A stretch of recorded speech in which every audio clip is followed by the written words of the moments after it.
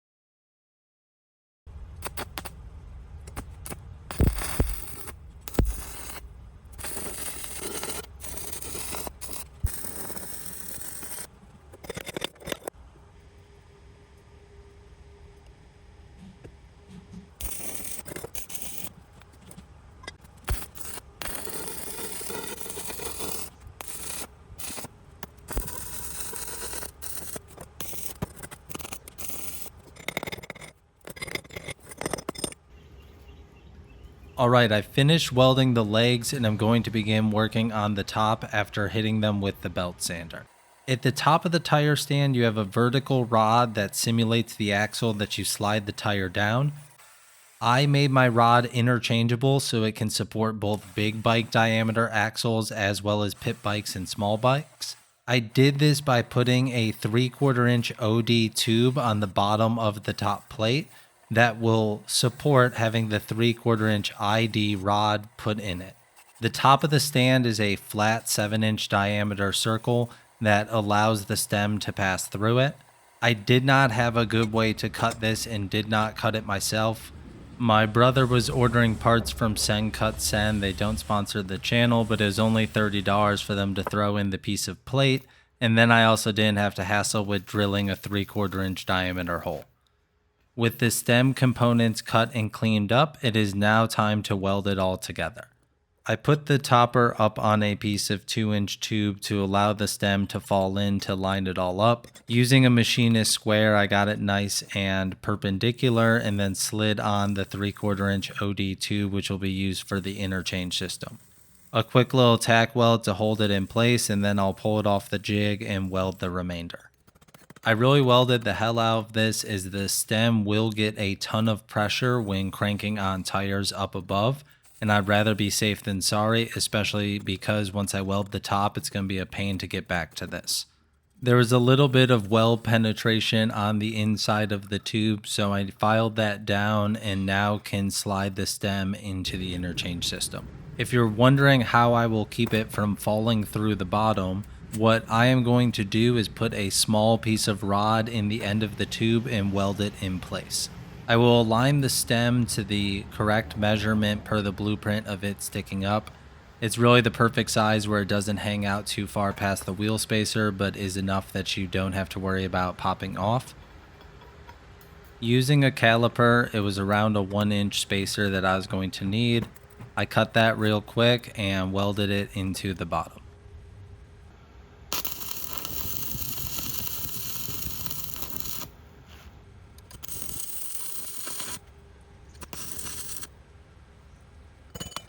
All right, the legs and topper are all welded and assembled, so the only thing remaining is the center tube. In the blueprints, it calls for a 26-inch center tube, but I wanted it a little bit longer in case I needed to mount a leg a little bit higher, just in case if the angle was off and it sat in a different spot than the other ones. But I also mocked up this tire stand and felt it was a little short. I'm about 6'2", and I really like the tire change stand to be at or above the middle of my thigh so I'm not bent over too much. So I ended up cutting my center tube to 31 inches, and I'm really happy it turned out great. The next thing we are going to do is have to assemble this bad boy. If you have a welding table, it's great. You can clamp everything perfect. I ended up having to come up with my own rigging system and then do a little warm and cold forging to get it all square, but it turned out great. So when you go to do final assembly, depending on if you're using a arc welder, a MIG welder, really think through how am I going to weld it all my different angles and how am I going to keep it square and level. To start off the welding process, I put the center tube on top of a chunk of 2-inch by 2-inch tube as a spacer, and then I aligned the legs on the corresponding sides and tried clamping the feet down. I used a couple of the triangle magnets to hold it in place and then used a level to check that it was plumb and the feet were flat and square. I tack both sides in place and then run a bead and then fill and do the sides. After that, we'll switch over and get the other two. Those legs are welded on for 3 sides. We'll flip it over at the end and get the bottoms. What I now need to do is take a grinder and clean up those side welds.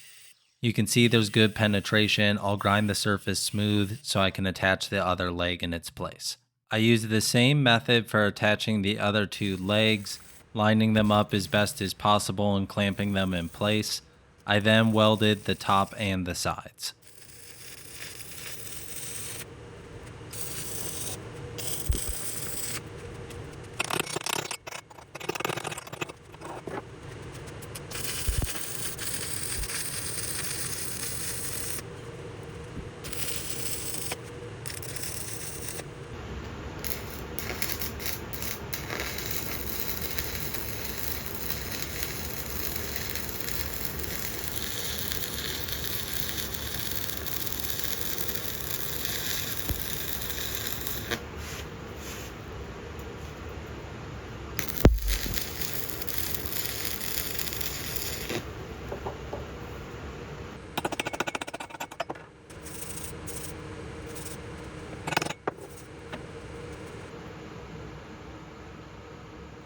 Everything is welded as best as I can from this angle. Some of them even look decent, but either way, they'll all hold. What I did next was put it on the ground to see how well it sat, and it definitely had some wobble. If you've ever built anything with 4 legs, you know it's much harder to get it to sit flat than something with 3. I need to weld the bottom, and in that process, I'm going to try getting it to pull as square as possible. I took a piece of 2-inch tube that I had left over from working on the FMX ramp and used that and a chunk of plate steel with spacers to pull all 4 legs to the same distance from the bottom. Once all the spacers are in place, I will clamp all 4 legs down together, and theoretically, this would be pulling everything square. Once it is clamped and pulled real tight, I will then weld 2 of the legs that are opposite each other. Then I will do it all again with the clamp shifted 90 degrees to weld the others.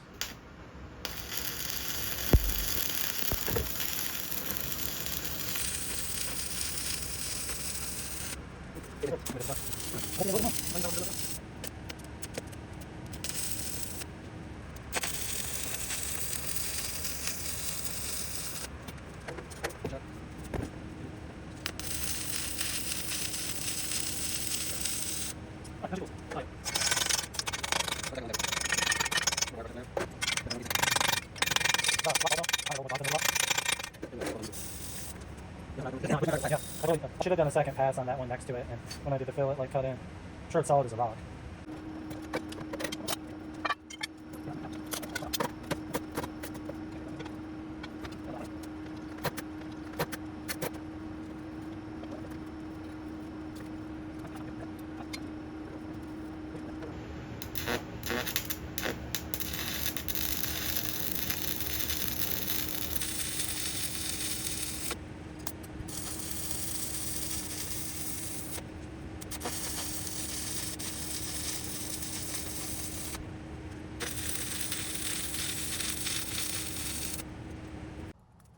Both sides have been welded, so the base of the tire stand is solid as a rock. The only thing left to do is put it on the ground and give it a wiggle. After welding the bottom of the legs, the stand definitely sits flatter, but it still needs a little adjustment to make it right. After copious amounts of turning and wiggling, I determined which leg was the highest. I then put the base in a vise, heated up that leg, and used a big pipe wrench with a even bigger cheater bar to really pull on and flex the leg. It bent down really nicely and got to the right height. I then used a level to make sure it was square. It was a little twisted, so I whacked it a few times with a hand sledge, then gave it the wiggle test, and it sat solid as a rock. Loop one. The legs are attached to the core of the tire stand, so now I just need to put the top on. I grabbed a piece of 2-inch by 2-inch tube that was scrap to find the center on our round topper. After throwing a Sharpie mark on that, I rest it on the floor, flip the tire stand upside down, and line it up. All that's left to do is weld this on, and the tire stand will be fully built.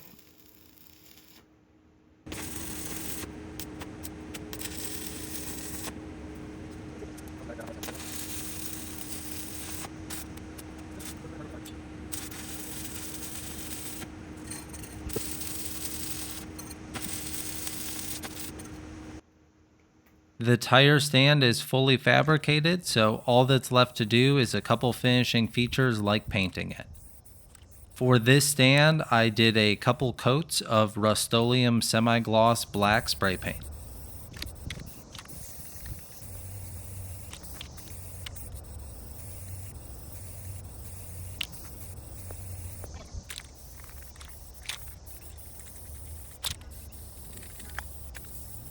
Now that everything is painted, I'm going to work on the plastic topper that goes on the stand.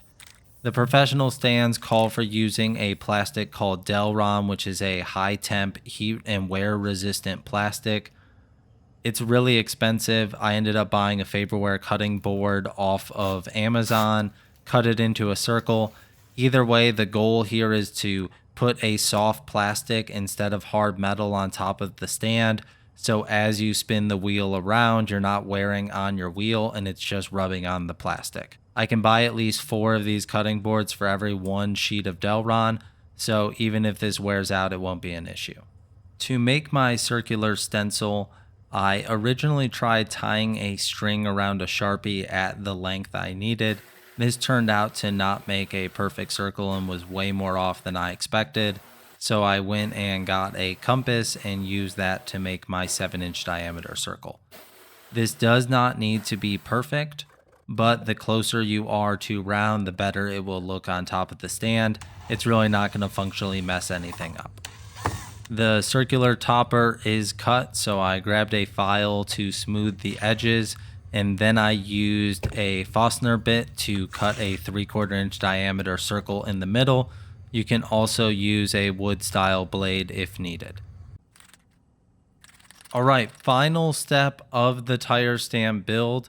This is a quality of life improvement. I am going to put rubber on the feet. My garage floor is just raw concrete, so metal on concrete tend to slide a little bit. This rubber made a vast improvement and really only took me 5 minutes to do. Once I cut the tire into rectangles, I grabbed some spray Gorilla adhesive, put it on both components, clamped it down, and let it sit. Rinse and repeat 3 more times, and this tire stand is ready to use.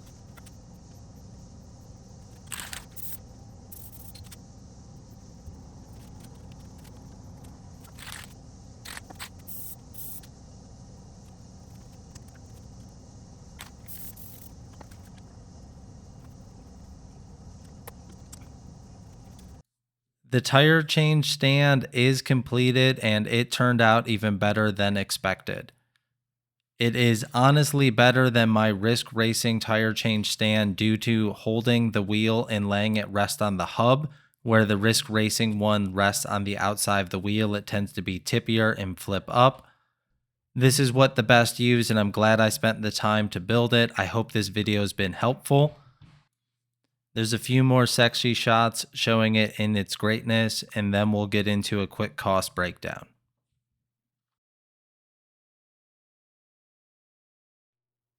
All right, so now what some of you have been waiting for, how much money did this cost? Buying metal is never cheap. Luckily, I was buying metal for a freestyle ramp, so some of my cost per foot is probably cheaper than what you will find, but ballpark numbers, this should be about right. The metal for the stand cost around $130, 100 of which was raw metal that I bought directly from a metal store in town. The other $30 was spent on the circular 1/4 inch plate steel used for the top. The only other expense in this project was a cheap cutting board off Amazon, so all in I was a little under $150. Here's a view of specifically what I ordered from Send Cut Send if you want a circular top and don't want to fabricate it yourself. As I said earlier, this tire stand really makes my life easier and I'm glad I spent the time to build it. If you want the blueprints as a PDF, hit up Jay Clark. Here's his email, his YouTube. Also follow him on Instagram. He drops a lot of knowledge for free and I appreciate the content he puts out there. If you have questions on the build, how I put it together, let me know in the comments below. As always, thanks for tuning in, and I'll catch you on the next one.